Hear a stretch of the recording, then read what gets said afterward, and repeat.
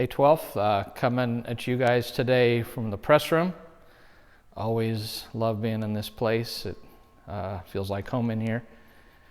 Just was thinking this weekend that tomorrow is actually the 7th Sunday that we're going to be doing online church, which I can't believe. Almost 2 months of gathering, not together physically, but gathering online. I'm thankful for the opportunity or the ability to do that we have that technology, because a generation ago that would have been really hard, but also very much missing the community and seeing all of you guys. It's not been easy in that way. So yesterday, Steve Lowen and I were sitting in this very room having our Friday meeting, gathering we do every Friday, of course socially distanced appropriately, and the topic of habits came up.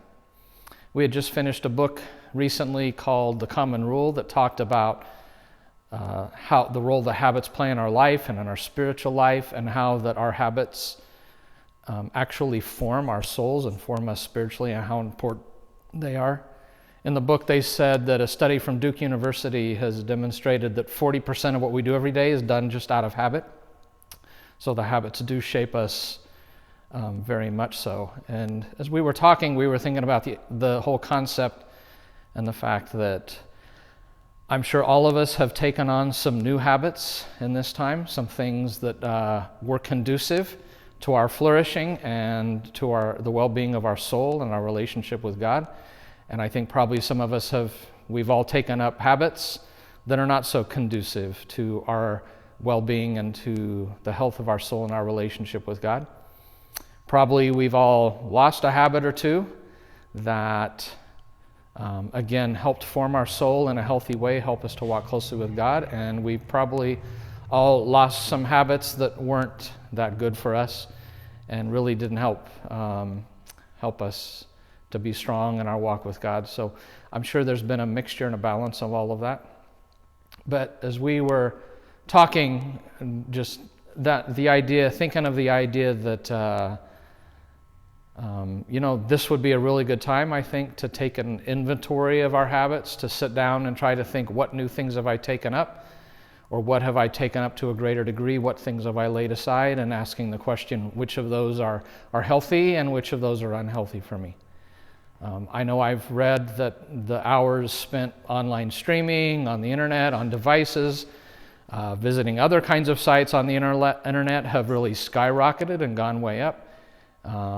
But I also know that probably the amount of time people are spending with family significantly, being outdoors, gardening, taking walks has also gone up, I'm assuming. So I know there's just in everything in life, because I'm marked by the image of God, and there are things that I do that help me to flourish, but I struggle with sin, and there's habits and things I take on that don't help me. So just was thinking about the idea of doing an inventory of our habits and seeing what we've taken up and what we haven't, and how are they forming us spiritually. And one other thing that we actually were talking about is the thing that eventually we're going to be transitioning out of this. In fact, this last week in staff, we began talking about that, and there's going to be a lot of planning we're going to be doing on how to transition out. And was even thinking that probably some of us have developed habits or have given up habits that will make that transition back to normal life, but especially back to being a community gathering, might make it hard for some of us. And so the need to even think about our habits in that sense of what habits have I taken up or what have I given up that will make getting back together with the body in a significant way and being part of that family again, that will either help that or hinder that. So that's definitely worth thinking about too, is where am I with my habits and how are they going to help me to transition into getting back to normal? And maybe I need to re-engage in some habits to get back to normal. Maybe I need to drop a few.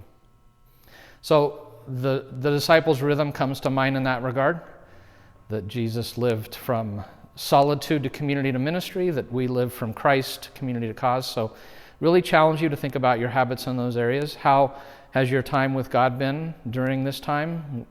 Maybe initially it was strong, it's gotten weaker, but how are your habits of time in the Word and time of prayer? How would you say you're doing with those habits? How about habits of community? Still gathering with small group if you're in one with Zoom, or still meeting weekly with an accountability partner. Even that weekly rhythm of the online gathering on Sunday morning that I talked about a few weeks ago, how important rhythms are. How am I doing with those communal type of habits? And the habits I've formed related to community, will they help me transition back into being with the body in a healthy way? And even the cause, that last one, have I continued to have patterns in my life of being a blessing to others, of seeking to be an agent of renewal and restoration, of bringing all things back to God, one person, one place at a time? And so make sure that you're still engaged in those habits of cause.